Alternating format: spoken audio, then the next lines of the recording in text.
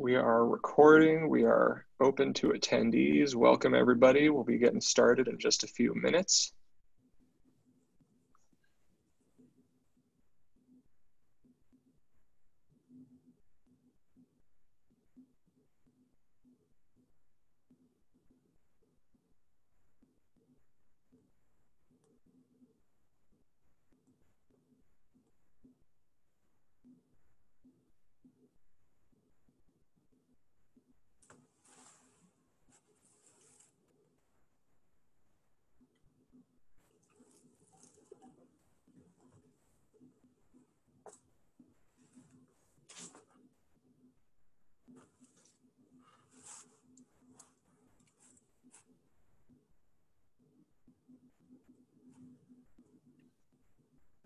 Welcome to everybody joining. We'll be getting started in just a few minutes. Appreciate your patience.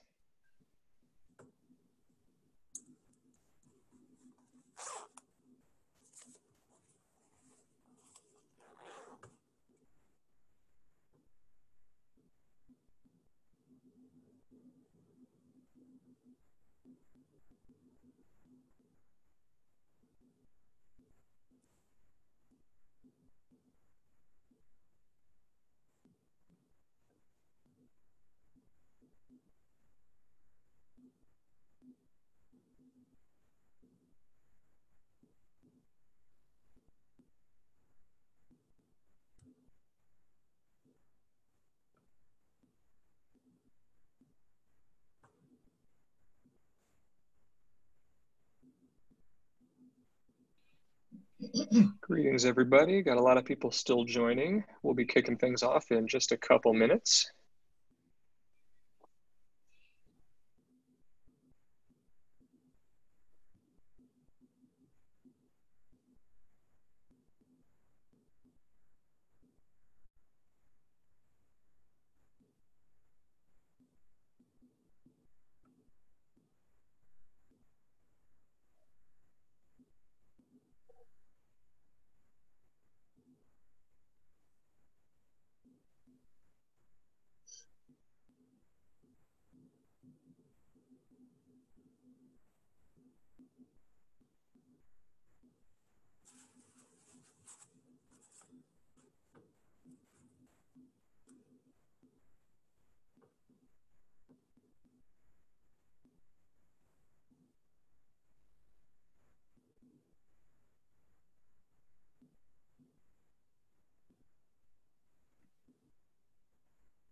All right, I think we are ready to kick things off over here. Welcome, everybody. Thank you for joining us for the first session of the Help for the Helpers webinar, Making Sense of Emerging Financing Options for Nonprofits. Today, we're going to be going over SBA lending with our guest speaker, Ted Hyatt. I'm going to kick things over to Regina in just a minute to introduce him, but wanted to make sure that the protocol is clear for today. Ted's going to be presenting, and then there'll be some time for Q&A. There should be a Q&A widget that you should see on your little Zoom dashboard. Please feel free to submit questions at any point during his talk. We'll take a break or two midway, and then we'll have an opportunity to answer as many questions as we're able to get to. We'll also be recording today's call, so everything should be available after the fact, in case you miss anything, in case you have to duck out. With that, I'm going to turn things over to Regina Birdsell, President and CEO of the Center for Nonprofit Management. Well, thank you, Aaron, and good morning, everyone. We are really glad to have the opportunity to do this Making Sense series, because we know you're getting bombarded with emails and trying to understand what might work best for your organization. So today, the Small Business Development Center here in LA is going to talk a little bit about the payroll protection program, the CARES program, access to cash, and to try and sort out fact from fiction as best Ted knows what's happening and changing. Tomorrow it'll be focused on bridge loans, lines of credit. And then Thursday, to close it out, we're going to be talking about how you make decisions about whether some of these loans and grants and funding opportunities are right for your organization, using some tools and talent from the Nonprofit Finance Fund. And then you should know that later on there'll be opportunities both to unpack what the city and the county are doing to help you all understand what's available to you and how it might work. This would not be possible without the support of sponsors that moved very quickly last week to say, let's get this information out. That includes City, LA in Sync, and the Ralph Parsons Foundation. And then to help get the word out and to make sure that as many people as possible participate, the Central City Association, the LA Area Chamber of Commerce, Southern California Grant Makers, the LA Economic Development Corporation, and the Center for Nonprofit Management stepped in. So at that point, I am going to turn it over to Ted Hyatt, and hopefully he can start to unlock some of the mysteries. And clearly all of you need to know that this is a dynamic time and that we're going to do our best to give you what we know now. And the center will continue to make sure that we have as much information available on our website, as well as all the partners that I just talked about. So Ted, thank you so much for doing this today. Thank you, Regina. Hi, everybody. Hope everybody's caffeinated. I'm pretty caffeinated this morning. I don't know if you can see me. I apologize. I look like a shadowy figure. I think Aaron said I look like Lex Luthor. But I am here to talk to you about some important things and dispel some of the myths that are out there right now about capital, specifically around some of the CARES Act funding and the EIDL loan. But first off, let me just kind of tell you what I do and who is the SBDC. So basically, we are the LA Small Business Development Center Network. We provide training and one-on-one business consulting to small businesses and nonprofits. So essentially, we function like a nonprofit. So I get a pretty good sense of how most of you all function as well. We are grant funded. We get funds from the U.S. Small Business Administration, as well as the California Governor's Office of Business and Economic Development, which is short for GoBiz is short for that. So we do understand grant deliverables, much like you do. We have to report out metrics and goals.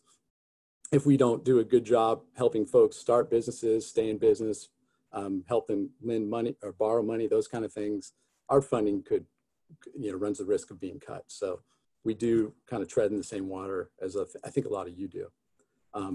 With that, I think it's an interesting time for all of us, especially nonprofits, because you guys play a vital role. You create jobs, and this is part of economic stability. And I think that's why SBA, made for the allowability of nonprofits to be able to take part in some of these programs, these loans during COVID-19. But I also think right now, nonprofits may be at an advantage to some businesses because you all are pretty adept at finding pots of money in different areas. And you have to understand the entire country right now is looking to borrow money from SBA. SBA is not really set up for that. These disaster funds, and we'll get to them, are essentially set up in clusters. So if there's an earthquake, they mobilize, they're able to get money out to people in that area. However, right now you have the entire country trying to get access to SBA funding. And so I don't know how long it's going to take. I've worked with tons of folks in the last 3 weeks, some of whom have gotten money, but very few so far. So it's not going to happen overnight. And the other thing I would say to you, and I'm sure you're already doing it, is there are tons of opportunities out there. I know LISC and the Verizon grant, was Saturday. They had a microloan. There's microloans to the city through cities. City of LA has one through the mayor's office. So there are other pots of money out there, and I think it behooves us all to kind of keep our eye on cities and those kind of places where maybe we might be able to access some capital. The main thing I'm going to tell you before we start, what am I saying? The main thing I want to tell you is beware fraud. So there are fake websites. I know a local bank here in town had some of their solicitations that they didn't send out to their clients, telling them about, oh, hurry up and apply for PPP. Be careful. There's no reason to be in a rush to do any of this stuff until you have all the information. And so that's kind of why I'm here today. And there's 2 different ways to apply, and we'll get to that. Speak with your landlord and your creditors. You know, can you negotiate? Have you spoken to your landlord yet? I don't know. I mean, that's something to think about. You may want to tell he or she that, you know, I'm going to be late with rent. Can we figure out a way to negotiate rent? Can we defer the payments? Talk to your cities, your local electeds. Is there a program in place for rent forgiveness? There may be. It just kind of depends on where you live. The other thing I'll mention, and this is what I'm sure you guys are all very good at too, is there an opportunity to partner with somebody? Can you leverage resources with a like-minded organization? Can you save money that way? Communicate with everybody. Communicate with your board, your donors, your funders. You know, how's your cash flow right now? Are you okay, or is it already starting to get pretty slim? Have you had to lay off people? These are kind of things that I think we all should be talking about right now more than ever. Everybody should be communicating with everybody who has any stake in your organization. Also, one pretty interesting thing, and I'm not super tight in the nonprofit sector. I'm friendly. I'm a friend. Don't get me wrong. But do you have business insurance or any insurance? Because if you do, you probably should go file a claim with your insurer. There is a lot of political will behind business disruption insurance right now, because what the line came out that we don't, you know, insurers are saying we're not going to insure any kind of stoppage right now for COVID-19. You know, we'll cover viruses and government shutdowns, but we won't cover a pandemic. A lot of people got wind of that. Some people, powerful people, and said this isn't okay. So what we're instructing folks to do is just go file a claim with your insurer. It shouldn't take you very long, just in case, because if you get on that list now and they take that and it turns into a class action suit, at least you're well suited to potentially benefit from that. So there are two main sources of capital that we'll talk about right now that are specific to this disaster. This one is called EIDL. I didn't name it, but that's what it's called. EIDL stands for Economic Injury Disaster Loan. Okay, so this loan is through SBA, but the funds come directly from U.S. Department of Treasury. Okay, so this money is coming directly from the government. They use credit score to kind of determine whether or not you're eligible. The other thing I'll mention about it is this is the one that you're hearing is a grant, is the free money, the $10,000 in free money. That is not true from anything I've seen. So I just want to make sure everybody understands that up front. I was on a webinar last week where a gentleman said that 3 days after you apply for the EIDL, a $10,000 grant will be distributed into your account. And that is not true. I have not seen that happen yet. I do know that there is a function for loan forgiveness in EIDL, up to $10,000, but that is not a certainty. And it kind of depends on your loan officer, it depends on SBA. There are certain factors that would determine that. So just know that this isn't a grant, okay? The interest rate is 2.75 for you all. Small biz is 3.75. Nonprofit is 2.75. You can borrow up to $2 million, and it's a 30-year term. So it's for 501Cs, Ds, and Es. So just know that, again, it's a loan. So you're gonna have to pay the loan for 30 years if you get it. Credit, as I said, is a qualifying factor, and the payments are deferred for 12 months. Now, a lot of people are asking me, well, what's the credit score? SBA has not published a score. However, I've kind of heard 660 is maybe the magic number, but that's just me, you know, being in certain circles, hearing those things. I'm not positive about that. I do know that the advance portion of it is tied to the number of employees that you have. That's what I was told recently. So if you had 10 employees, I suppose you would potentially get $10,000 advance. But again, it's not just an advance. I mean, everybody's hearing the $10,000 grant. Not a grant. Again, I can't emphasize that enough. It is a loan. If you want to borrow under $25,000, they don't ask for collateral. However, it's a very interesting process in that you don't get to request a loan amount that you want to borrow. It is up to the SBA loan officer will kind of tell you what you're eligible for. And again, you don't have to take this money. So if you apply for it, you get it, and you don't want to take the loan, don't take the loan. I think I want to be pretty clear that I'm not sure if none of us is sure what's going to happen after this is over. So I don't know if lending money is going to be, the magic bullet for anybody. So keep that in mind. I do know that it's a pretty easy process to apply.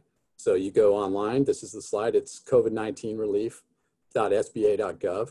And you have until December 31st. However, I would highly encourage you, if you haven't applied yet, to do it today.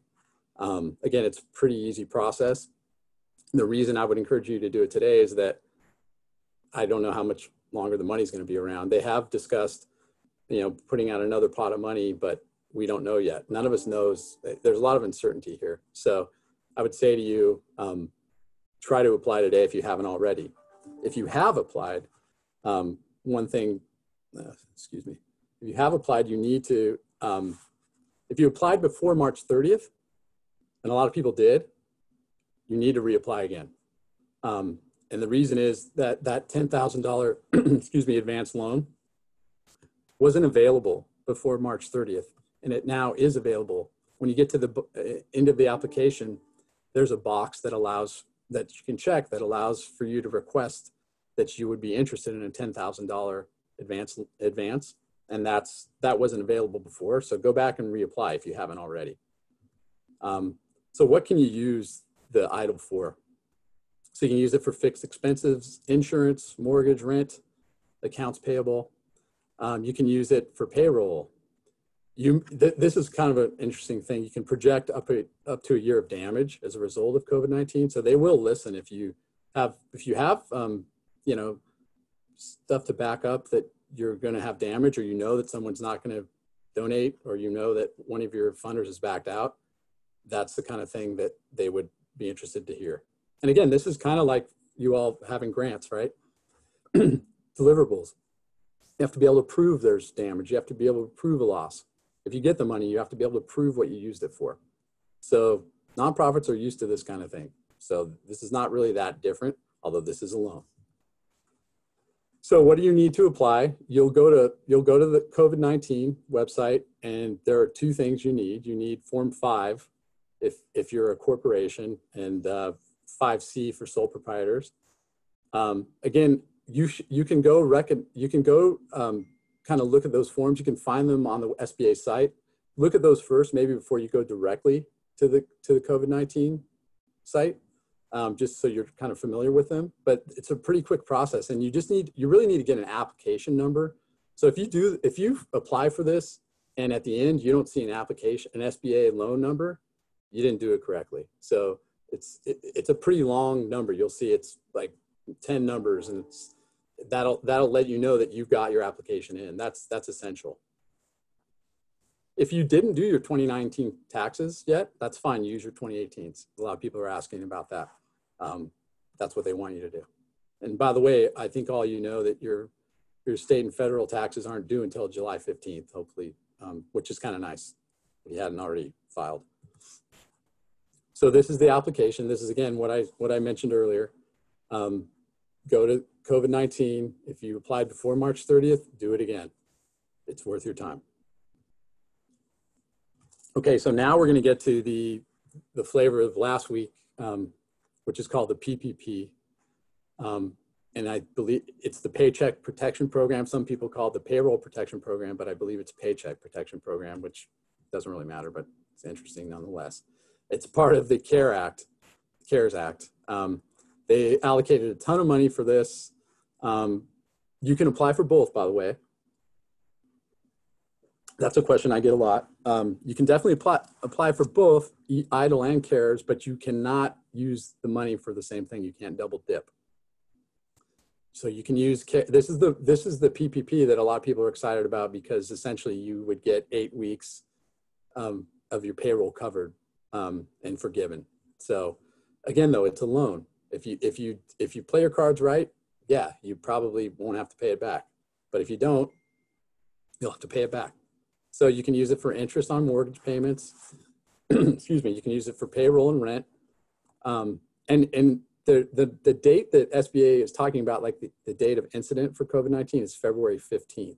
So it's kind of interesting there. I've seen January 30th as well, but the president said February 15th recently. And I've heard a few people talk about that as well. It's a little confusing, but if you laid off folks, you can bring them back. That's the other thing. You can rehire folks. So the PPP is low interest. Okay, it's a 1% loan, which is great, but it's a 2-year term. When they first rolled it out, it was, you might have heard, it was 4% interest, 7 to 10 year term. Then it went to 0.5% interest, a 4-year term, I think. Then now this is what we're told. And again, this is fluid. That's a term I keep hearing, but it's true. This is all very fluid. Right now we're told it's a 1% loan, 2-year term. You can borrow up to $10 million. It's nice that the first payment is deferred for 6 months. If you really know your payroll, I think it behooves you to take advantage of this. So essentially, the loan amount's determined by 2.5 times your average monthly payroll cost. But you have to cap, you have to cap 100,000 per employee, even if it's more. It's capped at 100,000 per employee.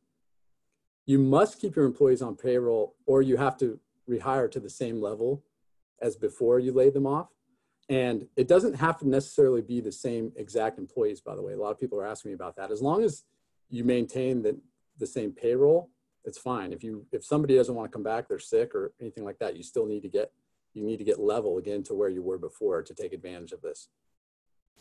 This is the tricky part. So a lot of people are calling me and asking for a list of banks that are going to participate in this. I don't have that list, and no one really does. I know that some of the big banks came out last week and took applications. Some have come out today and said, we're not taking any more applications. I would strongly encourage folks to reach out to their lender, whoever your lender is. Ask your lender if they're participating in the PPP program. If they aren't, you're going to need to probably look to a community bank, or hopefully more information comes out in the next couple of days of lenders that are going to participate. Now, one thing that confused a lot of people last week was the Department of Treasury sent out an application for the PPP. So, which I didn't know that was coming. So I actually received applications from people I don't know that thought they were applying for the PPP. I don't know these people. I called them right away and said, sir, you just sent me all of your account numbers, your TIN. Do you understand? How did you get my address? So don't send it to anybody other than your bank. If somebody solicits you and says, send it to me, and they're not from a bank, that's potentially fraud, obviously. So just be really careful. Remember, the EIDL goes through the SBA website that I shared earlier, the COVID-19. This program, the PPP, goes directly through a bank. It should not go to anybody else unless you have someone helping you out to get your paperwork together. It shouldn't go to anybody else. And beware, there's a lot of predatory folks out there calling you saying, well, I can get you the PPP. Don't worry about what everybody else is saying. I know how to get it for you, and they're going to charge you. Okay. I don't think anybody knows how to get this PPP right now. It's evolving. Certain folks with their banks that got the applications in, maybe there was a lot, I feel like there was a lot of pre-qualifying going on last week. Nobody's got money from this program yet, to my knowledge. So just keep that in mind. It's going to change, and probably by Thursday, I know Regina's going to be on Thursday with you guys. We should have some better ideas about the PPP. So who's eligible? This is the list of eligible folks. Now, if your nonprofit has anything to do with cannabis or gambling or any kind of adult industry things, you won't be eligible for the PPP. I just want you to know that. Faith-based organizations are eligible. Independent contractors are eligible, but they would actually apply separately. So it's kind of funny. Timing is everything, right? I know we were at least, and I'm sure nonprofits were as well. Some of you that I've talked to prepare for this, trying to get rid of trying to get the independent contractor thing settled because of the AB5 situation. Now, especially in California, obviously, as California law, but now independent contractors, if you have any independent contractors that are working for you still, they would have to apply for this separately. You can't count them as part of your payroll. So there's a lot of confusion around that. And I'll touch on that. I've got a FAQ here at the end. Excuse me. So this is kind of the forgiveness part that a lot of people are, that makes this a very interesting loan and something that a lot of folks want to take advantage of. A borrower is eligible for loan forgiveness equal to the amount spent on the following items during the 8-week period. Okay, so when the loan starts, your payroll will be forgiven for 8 weeks from the day the loan starts.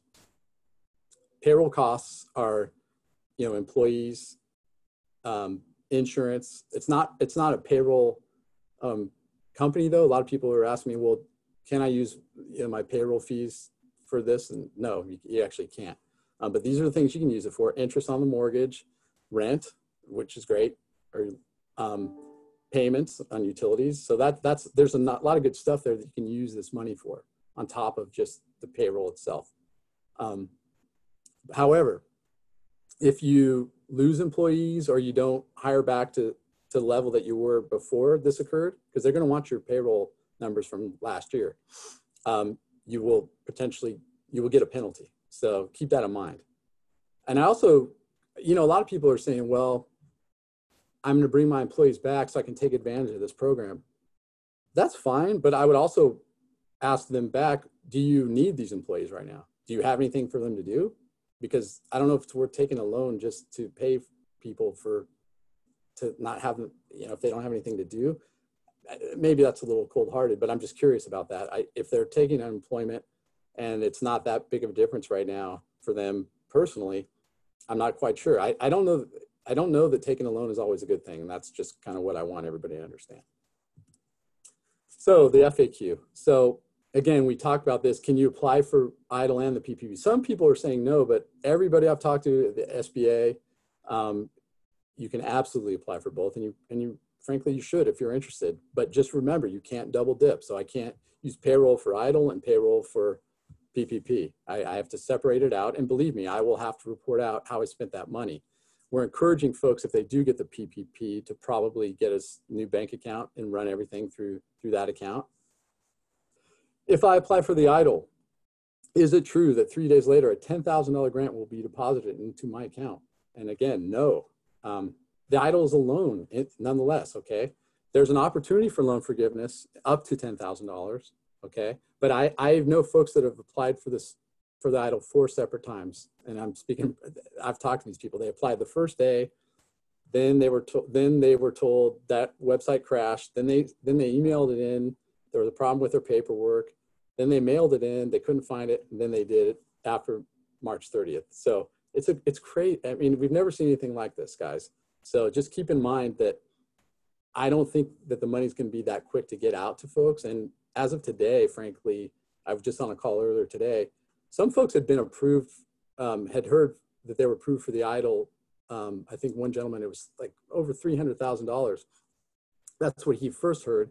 And then he received another notice from the loan officer saying, you know what, I'm sorry, it's actually capped at this amount. So I don't know if that's true, but I'm hearing that there's not, they're going to run out of money. It's very possible. So until they get more money out, I wouldn't expect to get this money quickly, and I don't know what amount you're going to get. And remember, for the EIDL, you can't even request the amount. They determine the amount. Some members of my workforce are independent contractors. Should I include them in my payroll costs? No. So remember, they're non-employees. Okay, so they can apply individually for it, which is fine. It's probably not a bad move for them, but you can't count them. Do I need collateral? Collateral is required on the EIDL if you want more than $25,000. So a lot of people just went in right away and didn't put any collateral down and try to get money quickly. Maybe not a bad move. I mean, that's not a huge loan to take. And if you get 10,000 of that $25,000 forgiven, that's a pretty good deal. Although I don't think that's going to happen. My bank said they aren't participating in the PPP. What should I do? So this is a really common one. The question to that is I'm not quite sure. I would tell you to call around. I would definitely not encourage you to apply multiple places. So a lot of people are asking me that. Well, I'll just get my application as many banks as possible. That you run the risk of taking a credit hit on that. So I wouldn't do that. And banks might figure out that you've applied multiple places, and it's not a good idea. So try to find somebody you trust, go to a lender, and remember, you have to apply for the PPP through a bank. Don't send your application to me. Don't send it to somebody you don't know, like me. It has to go through an SBA 7A lender. So what we're encouraging folks to do is call their bank, the bank that they have an existing relationship with, ask for the SBA department, and just say, hey, are you participating in the PPP? They may say, we don't know yet. That's been happening since Friday. This was released on Friday, and I only knew of about 4 banks that were taking applications. Keep calling. That's all I can really tell you, unfortunately. But I will say, stay on top of it. And again, it's a fluid situation, and maybe by tomorrow, later in the week, we should know, and hopefully there'll be a list out there somewhere on the SBA website. So Ted, I wanted to ask a question. It seems that one question that keeps coming up is the 500 employees yes. number, if it's below 500. It's below. Can you clarify that? And also 2 other things. I understand that this is evolving, but I'm imagining that a lot of nonprofit organizations have auditors that maybe they could ask if they don't have a good relationship with their bank, or if their bank isn't participating, maybe the auditor is an advisor. And then I also wanted to mention that I left off the LA County Department of the Office of Strategic Partnerships that also helped make this happen. And this is a perfect example of bringing a lot of different sectors together to help our nonprofit sector and our community. So thank you to them. So I'll turn it back over to you, Ted. Oh, thanks, Regina. Yes, you have to have under 500 employees, and those are stipulations through the SBA because that constitutes a small business. So depending on what industry you're in, so certain industries you're allowed to have over 500. I think agriculture is one of them. But yeah, you have to have under 500 employees. Regina, what was your other question? I'm sorry. About who, given that you're, number one, it's evolving, and number 2, it seems that fraud is sneaking in here. Who are the trusted allies? And I was wondering if, most organizations have an auditor that comes in to do the audit. Are they keeping up? Would they be a resource in addition to your banker? That's a really good question, and I don't know the answer to that. I would say if you don't, start with your banker, and there are a lot of really good community banks out there. And so I would go to them. If your bank, if you strike out with your bank, I would consider going to just a community-based lender. And unfortunately, I don't really have an answer. Everybody keeps calling me and asking me for a list of trusted banks, and I don't know the answer. There is a list on the SBA website of 7A lenders. However, that list it's great, but I don't know that those people are actually going to be participating. The banks get to decide whether they're going to participate in this. So that's been an issue. Some banks don't want to. So all we can do is wait. I would say you can get your paperwork ready, so it's ready. But if you do this application that you'll see down here, the link to it, you're still going to have to do another application through the bank, and that bank may have different things they want you to do. Now, you've probably heard some banks that have come out and said, if you're not already a client, you don't have an existing loan with us, and you don't have a business credit card with us, we're not going to take your application. That is true. I saw that happen 4 times with 4 different lenders last week. So that now, was SBA happy about that? They were not, because I spoke to them on Friday. However, that's up to the bank. So you're going to need to talk to your bank. Credit unions might be a good place as well, although I haven't heard of any of them starting the process yet. I think we just have a lot of uncertainty and confusion on both sides. On my side, who I'm in the middle, I'm not the SBA. We're not a lender. A lot of people think we are, and that's why they send me their applications, I guess. But the SBA is talking to the banks, and the banks are confused, and the SBA is saying, well, why are you guys not getting this money out? And the banks are saying, well, I still don't understand this whole process. And you have to understand, I mean, this is unprecedented. Nothing like this has ever been attempted. So we kind of just all need to take a deep breath and be patient and do your due diligence. If it sounds too good to be true, it usually is too good to be true, right? That's kind of where I'll I'll stop. If you have more questions from us, or you want somebody to take a little further, this is our website. And you can also call the 800 number listed, and someone will get on the phone with you and try to get you to somebody that can talk. You may get me on the phone. I've been working the phones once in a while. It's like a telethon. We are getting a huge call volume. In the past, it's funny, we used to be thought of as like the best kept secret out there. And now I feel like we don't have a problem with marketing. We're getting plenty of people calling us. The secret's out. The secret is out. Awesome. Well, thank you so much, Ted. We've got a lot of questions. I'm going to do my best to kind of group these because there's definitely some similar themes coming up. Gotcha. One of the most common questions we're getting is about what types of employees can or are included in PPP. Is it part-time? Is it full-time? Is it everybody? We had talked about independent contractors before. Sure. So part-time and full-time are considered employees. As long as they have a W-2, you're paying them, you're paying taxes, yes. It would be part of. What about time periods for that? Somebody said that they converted their independent contractors to employees. Do you include those in the average for payroll? Sort of, yeah. Does it need to happen in the last year? Really good question. It would depend on, yes, it would depend on when you did that. I've heard some folks that did it in January, that's fine. But again, depends on your bank. I hesitate to get like too much in the weeds. I mean, I can tell you what the application, I can show you where the application is, but it's just, I've heard so many, like for example, there's a question around if I'm an owner and I take a draw, does that count? Can I count that in my payroll? Initially, we were told, absolutely, that makes sense. You're taking a draw. Then we were told it doesn't count. So I hesitate to, and plus I'm actually not that good at all this stuff. So that's why we have experts that can help you. Well, it also sounds like it's going to be a little different depending on each bank. Somebody said here that their bank told them to include 1099s in all the payroll. Yeah, it sounds like in general. So that's incredible. Yeah, it doesn't surprise me, but yeah, it's up to the bank. Good point. Another question on filling out the PPP form. For the full-time employee request on the PPP form, is that the average for 2019 or the number at the end of 2019 or the number as of February 15th? They want you to take your previous 12 months of payroll.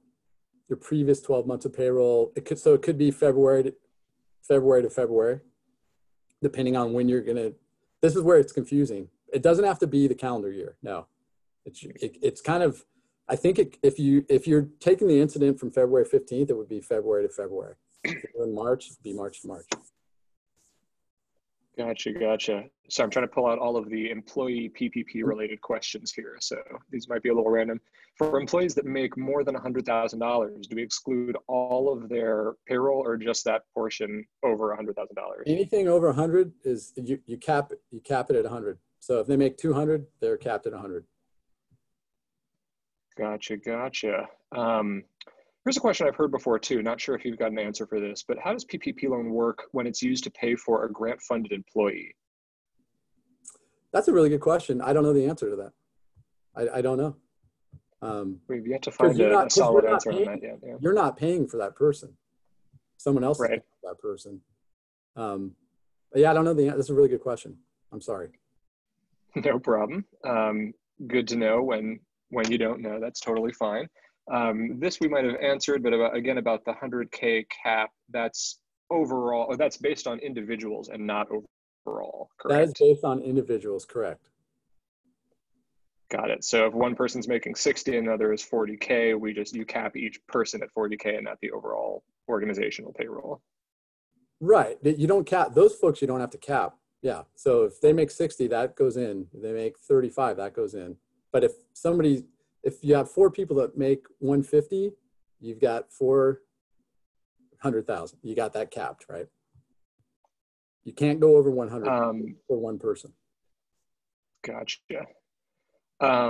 Let me see here. There are a number of questions about what you can use PPP for aside from payroll. I remember you had a slide on that. Maybe you can pop back there, but questions about using it to cover internet or rent or utilities and things like that. Definitely do rent, utilities. You can, hold on, where'd you go? I went too far. I've done it before.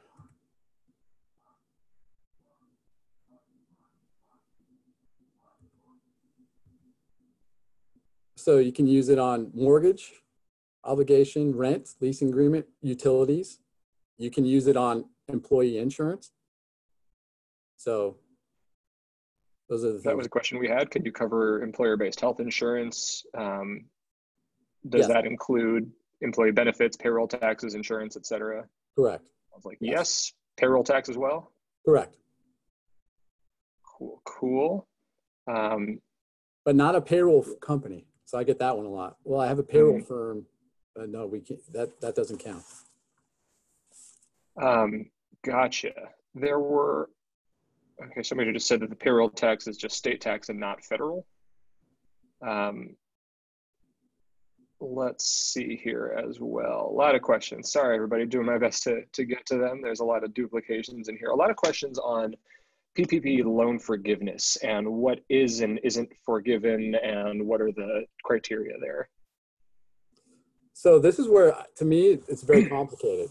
So if you take this money and you spend it wisely, okay, and you spend it how it's supposed to be spent. So it's 75% of that money is supposed to be spent on payroll. If you spent 65% of that money on payroll, you're not going to get that the complete forgiveness, right? You're allowed to spend 25% on other things as well that are determined to be okay by the program. But if you don't spend 75% of the money you take on payroll in that 8-week period, it is going to convert into a loan. And this is where it gets confusing, because when they rolled it out, they said this is actually a grant that converts into a loan, and that's true. But they haven't been saying that as much, and I'm curious as to why. I think partially because the term switched. It went from 7 to 10 years to 2 years. So if you take that money, if you take this loan and you don't use it wisely, 2 years is pretty quick. That's pretty quick. You're gonna have to pay that back pretty quick, right? That's what concerns me about it a little bit. So it's really important that you know your numbers. It always is, right? You guys know that as, with grants and things like that anyway, but it's really important that you know your numbers before you take, it's a loan. This is a debt instrument. So it's not a grant. It can be. Gotcha. And remember, I feel like I can't say this enough. Remember, you only apply for the PPP through your bank. The EIDL is through the SBA website. And and they come from two different areas. Okay, so the banks are going to loan the money out to you as the borrower, and the SBA is going to back that loan. But that's why it runs through the bank. The EIDL, the money comes from Treasury. So they're two different programs. Well, we had some questions on EIDL and the application process. You had mentioned about people needing to reapply before or after a certain date. Some people mentioned they applied on March 18th, but haven't heard anything. And they probably haven't heard back. Yep. And if they haven't heard back, apply. If you applied March 18th, apply again. I'm sorry. I just think you need to. It might have lost. What if you applied on March 30th? If you applied on March 30th and you got to a point in the application at the end where there was a box that said, and there should have been, would you like to apply for up to $10,000 advance? Then yes, you should be fine. Gotcha. There were some questions on the EIDL about the credit score. Yes. For nonprofit organizations, like whose score is used exactly? So that's a really good question. I don't know. I know that the agent, so you guys could probably educate me better on this. Whoever applies for this loan, it's gonna be like an agent of the nonprofit, would be my assumption.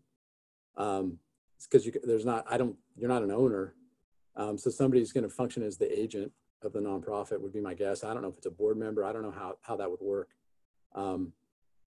I would assume that the nonprofit has credit though in some way, but I could be wrong. I mean, if somebody that's paying bills isn't paying bills through the nonprofit, then they're going to know.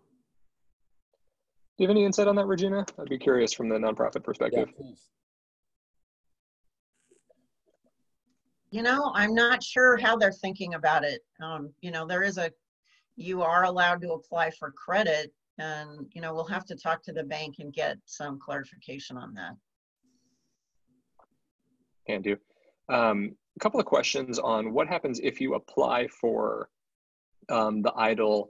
Do you get to approve it after you get it? Are there any consequences if you decide not to take it after you've been approved? Great question. No. So that's why I would encourage people to apply for it. I mean, I feel like the EIDL, if you're trying to get money sooner rather than later, the EIDL is the way to go. And yes, if you get approved and you don't want to take it, don't take it. No consequences for rejecting the loan at that point? That's what I'm told. Gotcha. And a couple of people have mentioned on that credit score question that nonprofits are generally provided credit scores through Dun and Bradstreet. Okay, that makes sense. So that might be the answer there. Thank you everyone for and including again, that. There's no, you know, credit score that has been publicized anywhere. That's just, the 660 seems to be something that I've heard from multiple sources, but they don't publicize that being the minimum credit score. And by the way, this is something else that I forgot to mention. If you apply for either of these and you get turned down, you can apply again. We've had, you know, unfortunately, we've had too many disasters up in the northern part of my territory, our territory, with the fires, the Thomas fires, and some folks that had been turned down for loans initially reapplied and were able to get some of those funds approved. So just because you don't, you know, just because you're turned down, don't give up if you still want to try to take advantage of the loan. We also, tomorrow, the session's going to be about bridge loans and some of those access to capital issues. So we'll circle back on that tomorrow too. That's great. Yeah, there's an SBA disaster bridge loan that some folks have taken advantage of. So that's great. I fully appreciate that the answer to this may just be a flat out no, but there were a number of questions about being able to speak to individual banks' requirements, seeing that Wells Fargo apparently tweeted yesterday that they just ran out of money, that individual banks are having individual requirements and may have deemed organizations ineligible without enough lending history. So the answer may be like, no, they're all different and crazy, but curious if you can speak to that. I don't know. The answer is, yeah, I have no idea. They're going to decide that.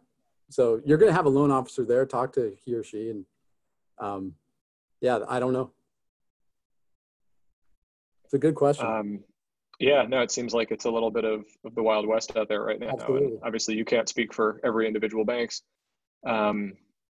Let's see what else we got here. Some more PPP questions. Oh, no.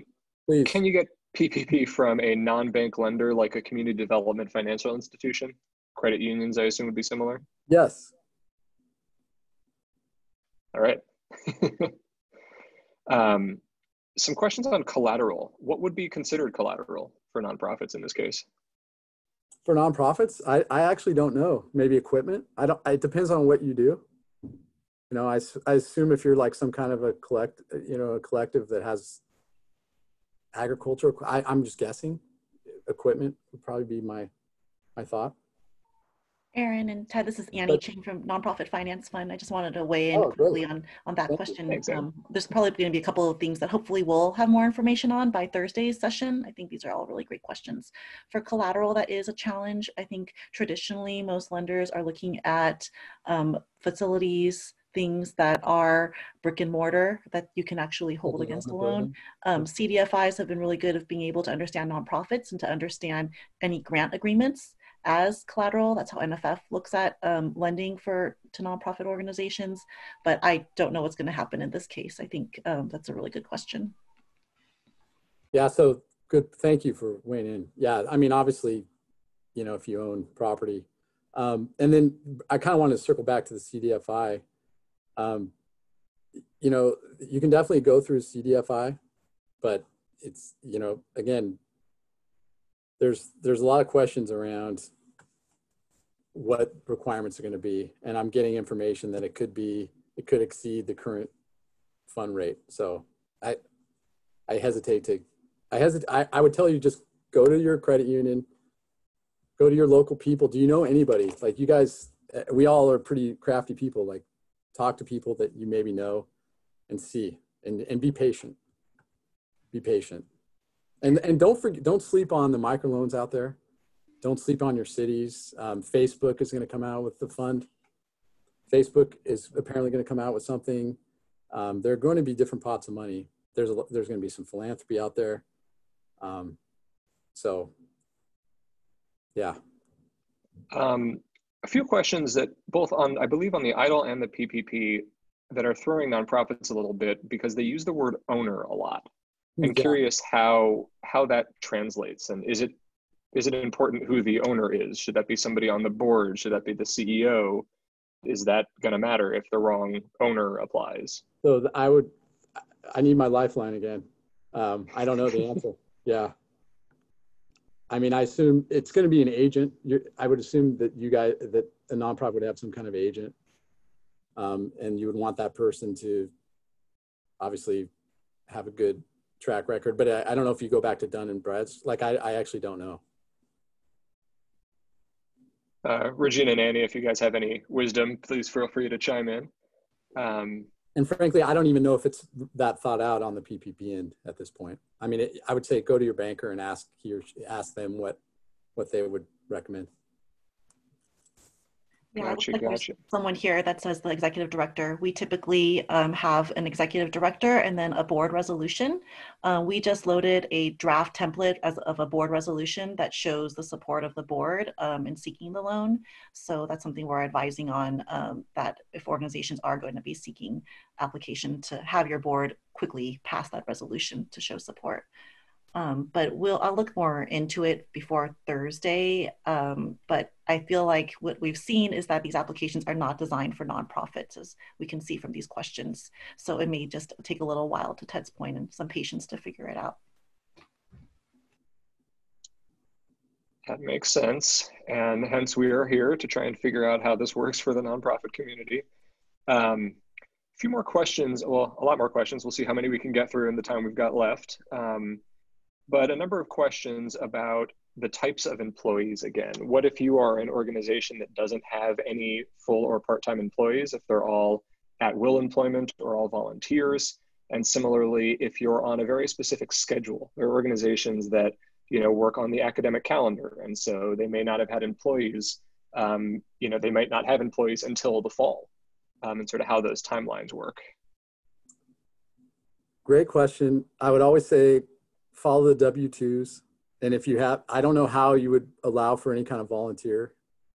And to that question earlier, if folks are grant funded, like I don't know how you would do that. You'd have to go to your bank for that. And I'm assuming, and this is kind of where I would ask, and I tried to find this information before, so I apologize. What banks are more inclined to work with nonprofits? That's kind of something I think as a group we should try to figure out, because that's where we probably need to go. And I don't know if there is an answer to that. It may just be one-off and depend on who you know. But certain banks are probably not going to want to talk. Certain banks don't want to talk to people in normal times, right? But if you have a good, that's why I'm really encouraging people to go back to their lender. Yeah. A clarification question about the payroll company that you had mentioned before. Yeah. Do you mean that if your payroll goes through a payroll company, it can't be forgiven? It can be forgiven, but you can't use those fees can't be forgiven. Yeah, sorry. Gotcha. Yeah. So the fees that you would pay to your payroll company can't be included then. That would gotcha. be if they said sorry. Yeah. Here's a question from somebody who just started their organization in January 2020 and hired employees and are currently performing work. Are they eligible to apply? They are. And even if they had gotten rid of those employees, they could rehire those employees. I don't know. It's going to be a little tricky because, and again, you're going to have to speak to your lender. You're forecasting, and that's the other thing. Can you prove that you've been infected by this? Like, that's the other thing they're going to want to know, especially for the EIDL. For both actually, but you can't just say, I had a landlord call me and say, well, I need the EIDL because I didn't get my rent paid. And I said, well, your tenants didn't pay? And well, no, but I think they're not going to be able to. Well, that's going to be a little tough sell, right? Until it actually happens. Makes sense. This might be more a question for Annie, but we've gotten a few questions related to the relationship with your fiscal sponsor. If your fiscal sponsor is a large organization that incubates, a lot of different nonprofit organizations, does that then push you and them over the 500 employee limit? Does it count, for your organization versus your sponsor organization? That's a really great question. I might ask Regina too, if you all have thought about that for all the organizations that you guys house. I can tell you, if you are fiscally sponsored and that organization has more than 500 people on their payroll, then you're too big. You wouldn't fit under the PPP. I think we need to take that back to some of the philanthropy. So just for everyone on the call to know that there are conversations about how to support the sector. And I think that's probably an important one to take back to folks that are trying to support smaller emerging organizations. Thanks for raising that, whoever asked that question. Yes, I'm also sharing now that link that you had just shared, Annie, to all panelists or to all attendees that's got the board resolution. There were a few questions about access to that. Let's see what else we got. Seeing a lot of the same questions that we've just answered. Good one here that we hadn't covered. A rule of thumb, how much should an organization be applying for through EIDL? Is a year's operating expenses a good place to start? That's a really good question. And the strange thing is they don't allow for you to request an amount. So you're going to get a loan officer through them too, by the way. So maybe I wasn't clear on that either. I apologize. So you'll apply and then you'll hear from SBA. I'm told maybe 14 to 21 days, someone will contact you and start those conversations.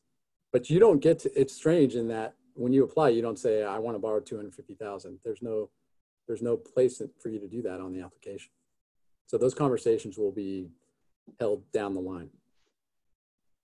Gotcha. Somebody here just mentioned too that their bank told them that the final guidelines from SBA have not been distributed to the lenders and therefore are not taking applications yet. Are we missing the boat?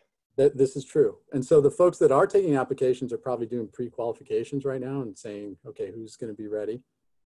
And some of them aren't taking qualifications if you don't have a relationship with the bank, they're not going to probably want to serve you. I mean, I'm sorry, that's just the way it is because they're overburdened as well with all of these applications. So if you call them cold, it's going to be difficult. And that's why I'm hesitant to push, I'm hesitant to give too much information about PPP because we just don't know what it's going to look like yet. I know that EIDL is like, you can apply right now. So I can give you more information about that. The PPP, yeah, to that person's point, the banks don't know the whole story yet. So why would they want to start playing ball already? Yeah. And again, this may be, not something you can answer, but what if you've talked to your bank and they're Wells Fargo and they said they're not giving loans, or if the bank has told them that they're now not taking new applications? Is it worth reaching out to a new institution, to another branch? Not to another branch. So good question. You don't want to go, if Wells says they're not taking it, don't call a different Wells. If you have a banking relationship, I don't know, do you have a credit union? Do you have somebody that that's a banker somewhere? Like it's kind of the wild, wild west. And my concern is that, the money's going to run out. And so do your best to just stay on top of it and follow the news and go to the SBA website, which isn't, I'm sorry, I wish I had a list for you or anything like that. Now, the thought behind it is if a bank is doing SBA 7A lending traditionally, that they will be participating in this program. So that there is that. However, I don't know I do know that's not universal that they're all going to participate in the PPP. Gotcha. Well, we're just about at the end of our time here. Sorry we weren't able to get to all of the questions, but hopefully we were able to address as many of them as we could and get some helpful information out there. thank you, Ted, so much. This has been enormously helpful, both, for sharing your wisdom and for, sharing when you don't know an answer. I think that's helpful too. Just there's a lot of questions and there are not answers to all of them yet. Absolutely. Again, tomorrow we will be reconvening at the same time at 10 o'clock. And we'll be hearing from LISC, where we'll be talking more about bridge financing options beyond EIDL and PPP. Regina, anything else you want to add before we close? No, just that we'll keep updating our website. And, Ted, thank you very much. We know this is a tough one. The timing is everything. And right now there's a lot of confusion. We also know that the banks are trying to figure it out as well. And that if you have a relationship with your bank, that's going to be golden right now. That's right. Don't send your applications, guys, please, for PPP. I will say that. Yeah. Don't send them to anybody that's not from a bank. Don't send them to Ted. He's not going to process them for you. So I just want to thank our sponsors and partners for making this possible today. And Ted, thank you for answering as many questions as we could get to. And hopefully we'll see you all tomorrow. Yep, we'll be posting the video of today's call. We'll be sending them around to everyone's email, and we'll be posting them on the CNM's COVID page as well. Alrighty, thank you everyone for joining, and hope to see you tomorrow. Thanks, Aaron. Thank you.